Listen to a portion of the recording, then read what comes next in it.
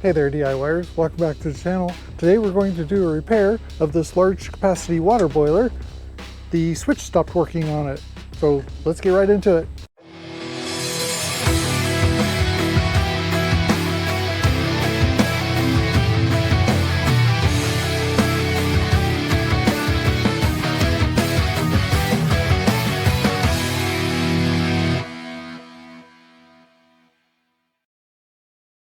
Alright, so I make a lot of tea for my wife. She drinks a lot of tea throughout the day, and so I've been using this, and it's actually overkill because, you know, she's only doing a cup at a time, and this thing is large capacity, so this is more for if you're doing a bunch of teas or whatever. But anyway, it finally broke on us. And actually the switch, it's like something broke in there, and even when it's powered on, even if you're holding it, it won't power on. So I'm assuming the switch itself is bad. So I went on Amazon and I picked up a 10-pack of these, pretty cheap, and I might sell the rest of them. But anyway, it's just a replacement switch. Looks like it's the same size and everything.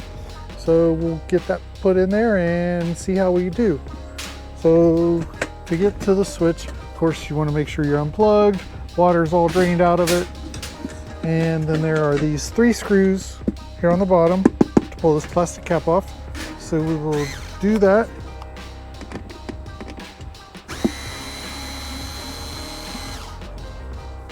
Make sure I don't lose these.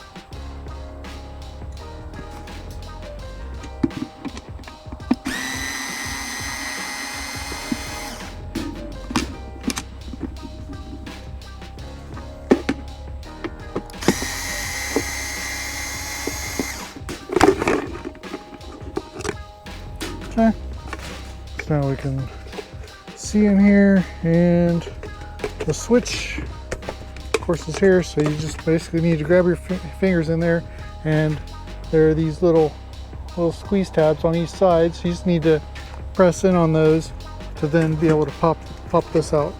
Let's see if I can get in there and get that done. You know what, there, I got the one side. Let's see if I can get the other one out. Might help to get like a little screwdriver or something to help pry, but I was able to luckily hurt my fingers, but I was able to get that out. All right, so now you just have to remember, with it being off, black wire is the bottom, red's middle, blue's top. So that's easy to remember. So we'll go ahead and get these disconnected, and they are just a little tight, which is good. It makes it a little difficult getting them off. It might help to have a little pair of pliers or something. Yeah, let me get that. Hey, I gotta use my cheap little multi-tool that I picked up off of Temu. I think I used it yesterday on a couple of things too. So just be able to grab that, and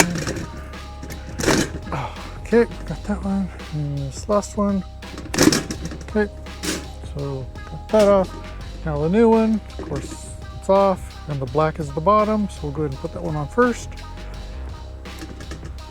That slides on there real easy, so what I'm going to do is I'm going to slightly crimp this down so it'll be on there a little tighter. Yep. And red in the middle. Yep. And that was tight, snug. And then the blue. Yep. And then we just basically snap that back in there. We're good to go. So now let's put a little bit of water in it, plug it in, test this out. Actually, I'm gonna put the cap on back first. Always want it back in full operation, full, you know, all together before you go operating it. Not that this would really matter, but in certain instances, you would put yourself in a position where you may shock yourself, or otherwise just not as safe as it could be.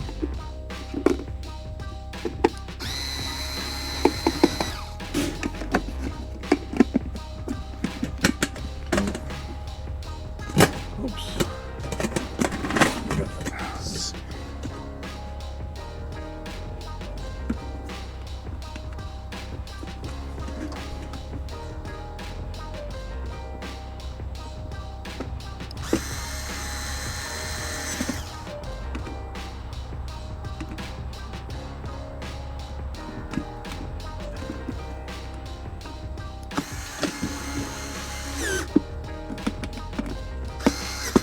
Okay. Put some water in it, plug it in, and let's check it out. All right, so we'll plug this in, like so. Put some water in it. A lot, just a little bit, and turn it on. Look, light's going, light's green. Can you see that? Yep. All right. So now we'll just give it a few minutes here to boil.